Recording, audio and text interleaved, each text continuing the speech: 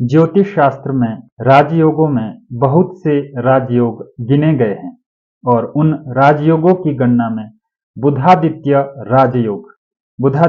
राजयोग एक ऐसा राजयोग है जो जातक को जीवन में सफल बना देता है। ऐसा राजयोग जो जातक को उसके जीवन में उसके लक्ष्य तक पहुंचाने में सहायक होता है। यह राजयोग जातक को धन संपदा देता है। यह राजयोग जातक को मान और सम्मान देता है। जिस भी जातक की जन्म कुंडली में बुधादित्य राजयोग होता है, इस तरह के जातक लीडर होते हैं, नेतृत्व के गुण उनमें होते हैं और उनके आगे बहुत से लोग कार्य करते हैं। यह राजयोग जातक को एक अच्छा प्रशासक बनाता है, एक अच्छा अधिकारी बनाता है, उच्च पद पर अधिकारी बनाता है। जिस भी जातक की जन्म कुंडली में बुधादित्य राजयोग होगा, इस तरह के जातक अच्छे गणितज्ञ होते हैं। ऐसे जातक अच्छे वक्ता होते हैं। बुधादित्य राजयोग वाले जातक अच्छे संगीतज्ञ होते हैं। यह राजयोग जिस भी जातक की जन्म कुंडली में है, इस तरह के जातक अच्छे शिक्षक हो सकते हैं। नमस्कार साथियों, स्वागत है आपका YouTube चैनल ई संस्कृतम पर। साथियों, आज हम जिस राजयोग के विषय में चर्चा करने जा रहे हैं वह राजयोग है बुधादित्य राजयोग। यहाँ पर हम सबसे पहले जानेंगे बुधादित्य राजयोग क्या है। यह राजयोग जन्मांग चक्र में जन्म कुंडली में किस तरह से बनता है, क्या इसकी कंडीशंस रहती है, क्या इसके पैरामीटर्स है। इसके पश्चात हम जानेंगे बुधादित्य राजयोग किस तरह से जातक को अपने फल देता है, शुभ फल देता है, अथवा किस तरह से जातक को अशुभ फल देता है, अथवा किस तरह से जातक को फल देने में असमर्थ रहता है। तो आइए चर्चा करते हैं आज बुधादित्य राजयोग के विषय में। बुध और आदित्य अर्थात बुध और सूर्य का जब भी एक राशि में योग बनेगा, दोनों एक साथ आएंगे, तो वहां पर बुधादित्य राजयोग बनता है। यहाँ पर सूर्य के साथ जब भी बुध ग्रह देखा जाता है तो हम जन्मांग चक्र में एक भाव आगे अथवा एक भाव पीछे अथवा सूर्य के साथ ही बुध को देखते हैं। इससे अत्यधिक दूरी पर वहां पर बुध ग्रह सूर्य से नहीं दिखाई देता है। तो यहाँ पर यह एक पैरामीटर है। बुध ग्रह सूर्य से लगभग एक राशि आगे जा सकता है अथवा एक राशि पीछे जा सकता है। तो जब भी हम देखते हैं तो यहाँ पर सूर्य के साथ बुध ग्रह कहीं ना कहीं आसपास ही दिखाई देता है। तो इससे यह सिद्ध होता है कि अधिकांश लोगों की कुंडली में यह योग बन सकता है अथवा बनता है, बनते हुए दिखाई देता है, लेकिन सभी की कुंडली में यह फलदायी नहीं होता है। तो वहां पर किस जातक की कुंडली में यह पूर्णतया फलदायी होता है और किस जातक की कुंडली में यह पूर्णतया फलदायी नहीं होता है, उसके विषय में भी विस्तार से चर्चा करेंगे। तो यहाँ पर सबसे पहले हमने देखना है यह योग कब बनेगा। जब भी बुध ग्रह, क्योंकि 13 अंश से अगर नीचे बुध ग्रह सूर्य के साथ आ जाए तो वहां पर बुध ग्रह अस्त हो जाता है, क्योंकि सूर्य ग्रह के साथ अधिकांश ग्रह अस्त हो जाते हैं। तो जब भी बुध ग्रह सूर्य ग्रह के 13 डिग्री से नीचे युति में आएगा तो वहां पर वह उसके फल जो है, वह योग जो है वह निष्फल हो जाए। 13 अंश से अत्यधिक दूरी पर अगर बुध ग्रह सूर्य के साथ है तभी वह यहाँ पर बुधादित्य राजयोग बनेगा। साथियों, बुध ग्रह जो है वह वाणी का कारक है, बुध ग्रह जो है वह बुद्धि का कारक है। इसी तरह से सूर्य ग्रह विवेक का कारक है, मस्तिष्क का कारक है, नेतृत्व गुण सूर्य में माने जाते हैं। तो यहाँ पर जब भी ये दोनों गुण आपस में मिलेंगे तो जातक को कहीं ना कहीं अद्भुत परिणाम देते हैं। तो यहाँ पर सबसे पहले हम शुभ फलों के विषय में चर्चा करेंगे। किस तरह से बुधादित्य राजयोग जब कुंडली में जातक के बनता है तो वह कब और किस स्थिति में और किस भाव में बैठ करके शुभ फल देता है। तो आइए देखते हैं। यहाँ पर आप जन्मांग चक्र में देख सकते हैं, जब भी सूर्य और बुध दोनों राजयोग बना करके केंद्र भाव में बैठेंगे। यहाँ पर आप कुंडली में देखिए 1, 4, 7 और 10, ये किसी भी जन्मांग चक्र में केंद्र भाव माने जाते हैं। तो यहाँ पर जब भी यह योग बनेगा, यह स्थिति बनेगी तो जातक को अच्छे परिणाम देगी, शुभ फल देंगे। यहाँ पर जैसा कि लग्न में जब सूर्य और बुध साथ बैठेंगे, बुधादित्य राजयोग बनाएंगे, क्योंकि लग्न जातक स्वयं है, जातक का शरीर है, जातक का स्वास्थ्य है, जातक का विवेक है, जातक का मस्तक है।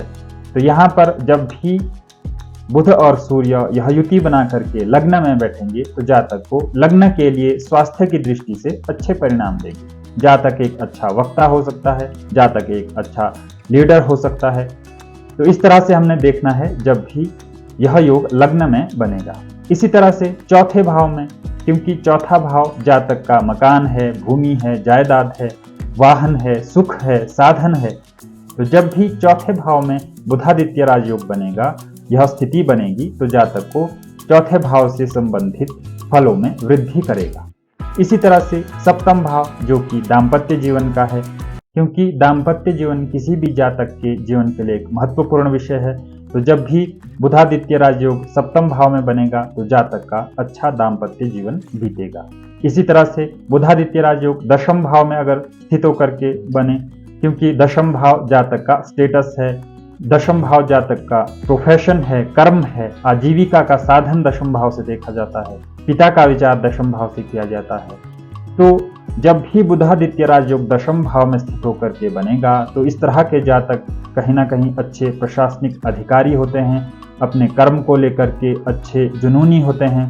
तो इस तरह से हमने विचार करना है, जब भी बुधादित्य राजयोग केंद्र भाव में स्थित होकर के बनेगा तो जातक को शुभ फल देगा और पूर्ण फल देगा। इसी तरह से त्रिकोण भाव में जब भी बुधादित्य राजयोग बनेगा तो जातक को अच्छे फल देगा। त्रिकोण भाव में हमने लग्न की चर्चा कर ली है, यहाँ पर पंचम भाव त्रिकोण में माना जाता है। तो जब भी पंचम भाव में बुधादित्य राजयोग बनेगा तो जातक को शुभ फल देगा, क्योंकि पंचम भाव पुत्र का है, पंचम भाव सृजनात्मकता का है, पंचम भाव लर्निंग का है, पंचम भाव समाधान का है, सॉल्यूशन का है, योजना का है, पंचम भाव इष्ट का है, पंचम भाव बुद्धि का है। तो जब भी पंचम भाव में यह योग बनेगा तो जातक को पंचम भाव से संबंधित फलों में वृद्धि करेगा, जो कि जातक के लिए शुभ ही रहते हैं। इसी तरह से जब भी बुधादित्य राजयोग नवम भाव में बनेगा, नवम भाव भाग्य का है, नवम भाव तीर्थ का है, धर्म का है, नवम भाव आस्था का है, नवम भाव उच्च शिक्षा का है, नवम भाव गुरु का है, उपदेश का है। तो जब भी नवम भाव में यह योग बनेगा तो जातक अत्यंत भाग्यशाली होगा। तो इस तरह से हमने विचार करना है, बुधादित्य राजयोग जब भी केंद्र भाव में अथवा त्रिकोण भाव में बनेगा तो जातक को अच्छे फल देगा। इसी तरह से अब बुधादित्य राजयोग बन तो रहा है लेकिन अच्छे फल नहीं दे रहा है। तो यहाँ पर जब भी बुधादित्य राजयोग दूसरे भाव में, छठे भाव में, आठवें भाव में और 12वें भाव में स्थित होकर के बनेगा तो जातक को अच्छे फल नहीं देगा, क्योंकि यहाँ पर हम कह नहीं सकते हैं कि अगर छठे भाव में, आठवें भाव में अथवा 12वें भाव में अगर बुधादित्य राजयोग बन रहा है तो फल नहीं देगा। फल देगा, अवश्य देगा, लेकिन उन भाव से संबंधित फल देगा। छठा भाव लिटिगेशन का है, छठा भाव परिश्रम का है, छठा भाव रोग का है, ऋण का है, शत्रुओं का है, फाइट का है। तो जब भी छठे भाव में बुधादित्य राजयोग बनेगा तो छठे भाव से संबंधित फल में वृद्धि कर देगा। और यहाँ पर हम देख सकते हैं छठे भाव से दोनों ग्रहों की दृष्टि 12वें भाव में पूर्ण दृष्टि पड़ती है, तो वहां पर 12वें भाव से संबंधित फल में भी वृद्धि कर देगा, जो कि अशुभ ही मानी जाती है। इसी तरह से 8वें भाव में जब भी बुधादित्य राजयोग बनेगा, 8वां भाव पीड़ा का है, तनाव का है, 8वां भाव एडिक्शन का है, बुरी आदतों का है, 8वां भाव दुर्भाग्य का है, घटना का है। तो जब भी 8वें भाव में यह योग बनेगा तो वहां पर 8वें भाव से संबंधित बुरे भावों में वृद्धि कर देगा। इस तरह से जब भी बुधादित्य राजयोग 12वें भाव में स्थित होकर के बनेगा, क्योंकि 12वां भाव व्यय का है, लॉस का है, नुकसान का है, तो जब भी 12वें भाव में स्थित होकर के यह योग बनेगा तो 12वें भाव से संबंधित फल में वृद्धि कर देगा। इसी तरह से द्वितीय भाव में अगर बुधादित्य राजयोग बनता है तो जातक को धन तो देगा, द्वितीय भाव से संबंधित विषयों में वृद्धि तो करेगा, लेकिन उसकी दृष्टि जो है वह अष्टम भाव में, यहाँ से बुध और सूर्य अष्टम भाव को पूर्ण दृष्टि से देखेंगे, जहाँ पर अष्टम भाव से संबंधित विषयों में वृद्धि कर देगा।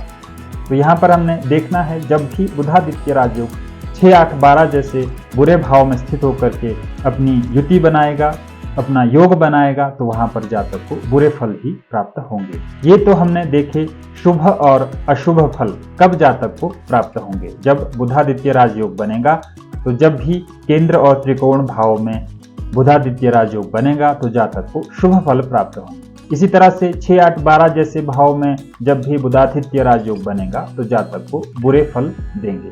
तो ये तो हुई अच्छे और बुरे फलों के विषय में चर्चा। अब हम जानेंगे बुधादित्य राजयोग बन तो रहा है लेकिन अपने फल नहीं दे रहा है। तो यहाँ पर हमने यह देखना है कि क्या बुध और सूर्य अपने नीच राशि में तो नहीं है। तो जब भी, जैसे कि यहाँ पर आप जन्म कुंडली में देख सकते हैं, सूर्य तुला राशि में है, नीच राशि में है, अपनी नीच राशि में है, तो यहाँ पर कहीं ना कहीं अपने फल में न्यूनता यह योग करेगा। इसी तरह से बुध ग्रह मीन राशि में है, अपनी नीच राशि में है, तो यहाँ पर भी यह योग अपने फल में न्यूनता लाएगा। इसी तरह से बुध ग्रह अगर अस्त है, नीच है, तो यहाँ पर फल में न्यूनता लाएगा। और वृद्धि कब करेगा? जब यह योग त्रिकोण में होगा, केंद्र में होगा, और बुध और सूर्य जब अपने उच्च राशि में होंगे, मूल त्रिकोण राशि में होंगे, अपनी स्वगृह में होंगे, तो वहां पर फल में वृद्धि करेंगे। तो साथियों, इस तरह से हमने देखना है बुधादित्य राजयोग की क्या कंडीशंस रहती है, क्या पैरामीटर्स रहते हैं, क्योंकि यह राजयोग बहुत लोगों की कुंडली में दिखाई देता है लेकिन फल किसी किसी की कुंडली में प्राप्त होते हैं। तो यहाँ पर हमने पहले स्थिति को देखना है, क्या वह केंद्र में स्थित है, क्या वह त्रिकोण में स्थित है, क्या वह योग जो है वह अच्छे भाव में स्थित है अथवा उच्च में स्थित है, तो जातक को पूरे फल देगा।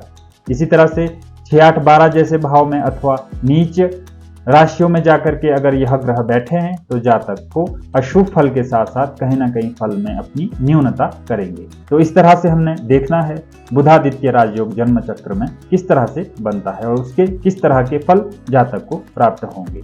साथियों, बुधादित्य राजयोग जब भी जातक की कुंडली में जिस भाव से लेकर के बनेंगे उस भाव से संबंधित फल में वृद्धि कर देते हैं। तो इस तरह से फिर से अगले भाग में किसी नए राजयोग के साथ मिलते हैं। धन्यवाद।